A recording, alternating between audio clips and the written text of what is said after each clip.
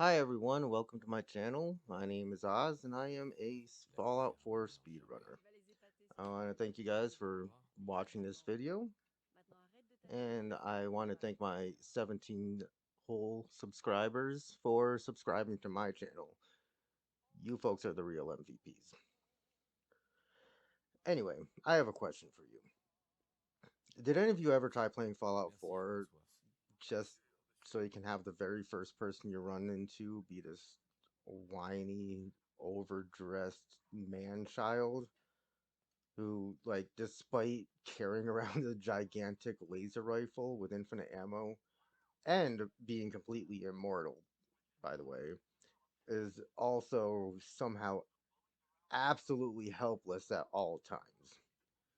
Like, when you come across him, the first thing you notice is he's stealing the name Minutemen, which, if you don't know, was a name given to the militia who prided themselves on being ready to fight at a minute's notice.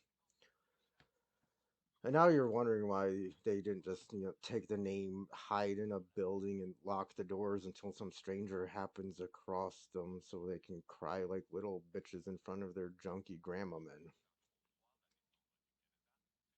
men.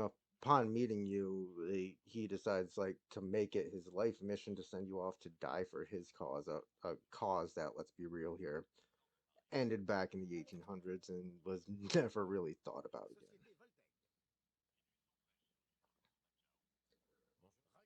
Have you ever tried to play Fallout 4 casually, but just kept being bothered by constantly being told that another settlement needs your help, even though you've already helped that settlement, like, 50 times, and you already built them an indestructible fort full of high-powered turrets? Like, you obviously gave them all the help they needed. So if they really needed any more, then let's admit it, there's no helping some people, and we should probably just let nature take its course. Have you ever tried to finish a mission, and as you're going through the mission, you have to talk to Preston Garvey? So you go looking for him, but he's not anywhere like a normal NPC would be. No, instead he's like standing in an irradiated river, like a complete psychopath. And as you're going through his long, horrible, cringe-worthy dialogue, you end up dying of radiation poisoning from the water that they're forcing you to stand in. You ever tried to talk to Preston about, like, building a teleporter? But he couldn't be bothered to speak to you because he was busy being stuck in combat? And when you went off to help kill whatever it was he was trying to fight, you couldn't find it because it didn't actually exist? You ever have Preston Garvey as a companion? Just to find out not only is he the worst companion ever, but he also fell in love with you like a creepy McCreeperson. So you had to tell him that you just want to be friends, and immediately proceeded to get together with that hot chick Kate that you met walking into a back alley bar. You noticed her while she was being a badass bitch in the fighting ring, getting all hot and sweaty and covered in blood, but, like, in a good way? But then eventually, after a few beers, some casual murder, you had to break it off with her because, well, let's admit it, relationships are for fools. And she was just another lying bitch. She lied to you this whole time she was doing drugs behind your back. She wouldn't even share. She didn't love you enough to share her drugs, just like every other lying bitch out there. And after 2,000 years, you don't have time for games anymore. So after taking out some steam by assassinating your own child and getting a makeover from some shady doctor who definitely doesn't have bodies in his basement, you meet up with Dog Meat out in front of the parking lot of the truck stop named Red Rocket, which seems like a suspicious name for a place where a dog hangs out at and conducts business, but, whatever. You're not going to question it. Because it's the apocalypse, and dogs need to make money and eat too. And besides, his past is his past. He's a changed dog. And you're looking into the future. We've all fell on hard times, am I right? So no judgment here. Well, if that sounds like something you've experienced, then do I have something for you. may I introduce to you what is officially the first unofficial speedrun to punch Preston Garvey directly in his stupid, whiny, ungrateful, horrible face. A face that is only made worse by that stupid fucking hat. Can you fix the brim of your hat? Oh my god, it is so fucking annoying. Where was I? Alright, yes, the speedrun. Okay, so first things first, let's get to the rules of the run. Right away, you'll notice that the timer isn't running. Well, the reason for this is simple. It's a very technical reason why it's not running. And that reason is we don't do the speed run until you leave the vault. And there's good reason for not including the intro. And that reason is because the intro sucks. There's absolutely no reason to include it in the speedrun at all. And as a matter of fact, it could be argued that there's no reason to include it in the game. It's a long, boring, and mostly uneventful experience, and, well, let's be honest, if you have ever tried to speedrun this game, you know the pain of your existence was restarting it and having to watch minutes of unskippable cutscenes and dialogue. No game, and I repeat, no game should have unskippable, long, drawn-out beginnings that force you to play the worst part about video games. The parts that make you want to beat your head against a rock, because the developers could have easily incorporated a skip scene button, but they intentionally chose not to. Look, I'm looking at you, Red Dead Redemption 2. You are the worst offender by far. I don't care how nice the snow looks, or how much detail you put into the scenery, so I can run at 5 frames a second and listen to my laptop fan turn into a jet engine and take off into orbit right before exploding and crashing like Fred Durst's career. Just let me get to the part where I pick pretty flowers and kill the KKK. Because that's why my friend bought the game, and that's why I stole his login information so I was able to download it on my computer and play it.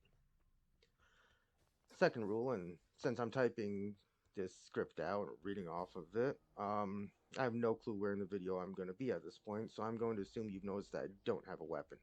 Because no matter where in the video I am, that's going to be the case.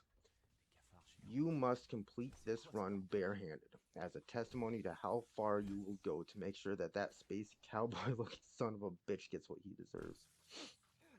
And the third rule of this speedrun, you must be wearing a dress when you punch that British-hating coward in his left nostril. Because the only thing I find funnier than Preston Garvey getting sucker punched in the ear by the real armed forces is if that soldier's wearing a dress when he does it. That being said, the fourth rule is you have to be in third-person view when you do it. Because without that, it's not a full experience. And the last and the final rule, before you set off to take revenge on him for making an otherwise amazing game just a downright awful experience, you have to get Dog Meat to join you. You gotta go to Red Rocket and get Dog Meat to join you so that you can rub it in his face about how much happier you are without him.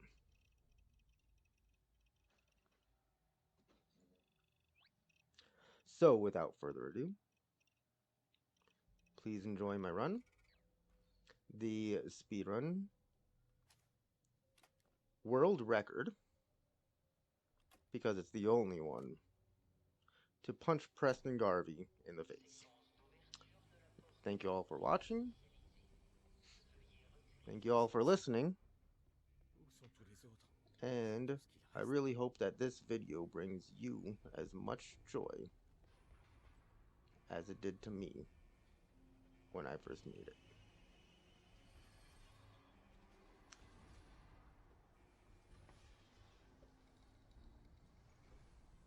This is when you cut the audio off. Yeah, you're supposed to cut the audio off. Oh, it's that button.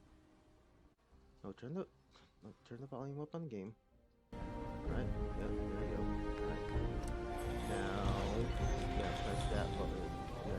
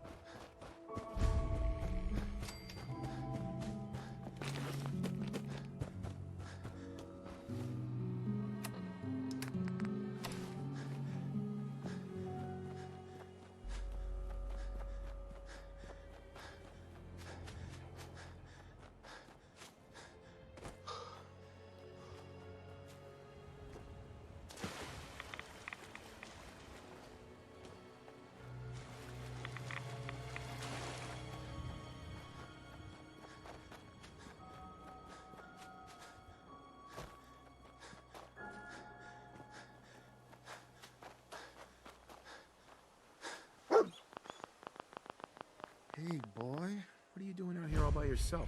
You want to come with me, pal?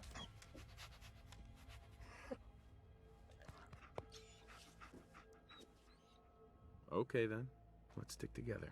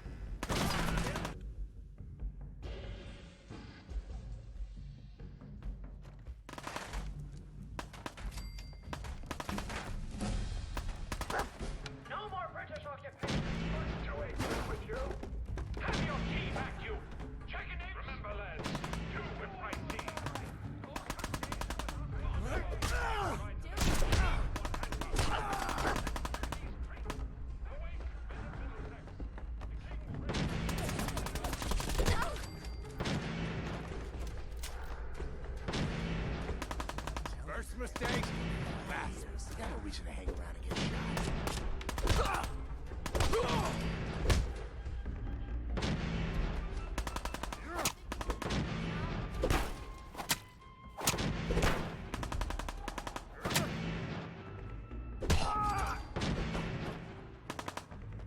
Think you can hide? My arm!